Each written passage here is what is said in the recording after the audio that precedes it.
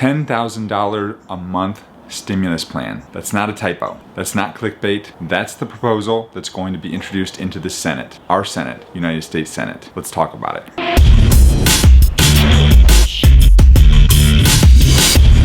Hi, my name is Jim Hart. I'm the founding attorney here at Hawthorne Law, where we help online businesses get their legal house in order so they can focus on what they do best, and that is building a business that truly matters in the world. Today, we're going to be talking about the stimulus plan again, because that seems to be all that's in the news lately. Last month, Representatives Ro Khanna and Tim Ryan introduced the Emergency Money for the People Act in the House of Representatives.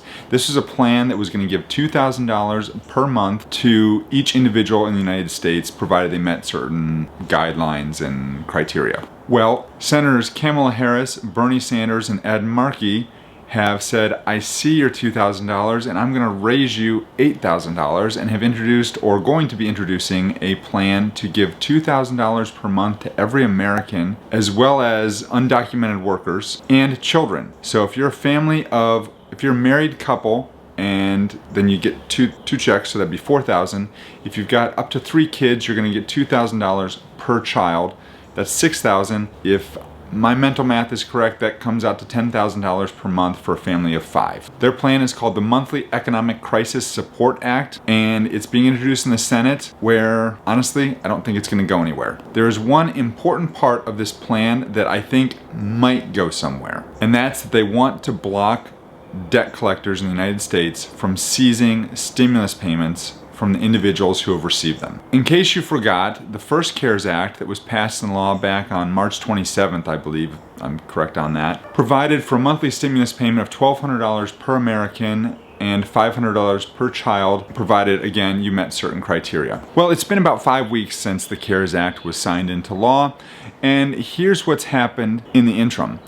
Reports started surfacing back in April that the checks that were supposed to be going to individuals, Americans, who needed that money to pay rent and bills and put food on the table and care for their kids and all those things, that money was actually being seized by debt collectors and banks. And one of the most egregious stories was from USAA, who seized almost all of one family's $3,400 stimulus check to pay for past due loan payments. And evidently, one of the representatives told this person on the phone, well, you should have done a better job managing your money, you shouldn't have gotten debt in the first place. Well, God, why is it every single time something like this comes out, I have to call and say, what is going on? What is wrong with these people? Because these payments were meant to help people going through a crisis. These payments were not meant to bail out banks who have bad debt on their books. And that's what was happening with them. According to Lauren Sanders, who is the Associate Director of the National Consumer Law Center, which is a nonpartisan advocacy group, she said Congress authorized these payments because people have lost their jobs and are desperate for money for food. The money needs to go to food, not the debt collectors or back bank fees. I hope the Treasury reverses itself immediately, because every day that goes by that people can't access their money, they're wondering how they're going to eat.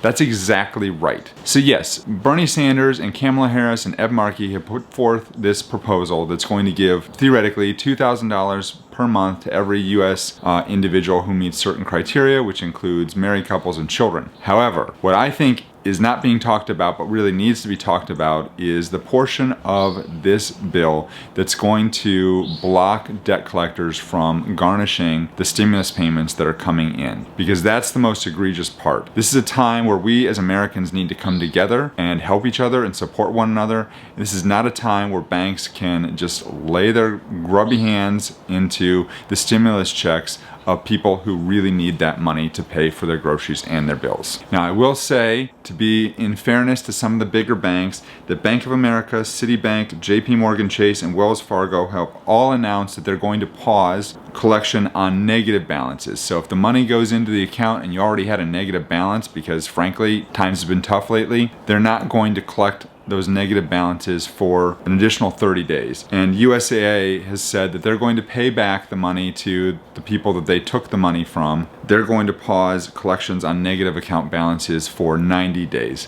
So there's at least some reprieve. Something is happening, and if nothing else, this plan by these senators is bringing into light what's actually going on with these stimulus checks and the people that are being harmed by the actions of some of these banks. If you'd like to hear more about the CARES Act and what's going on in Congress to help us as Americans during this crisis, click here is another video I did that talks about the CARES 2 Act that might be coming down the pipeline. I'll see you in the next video.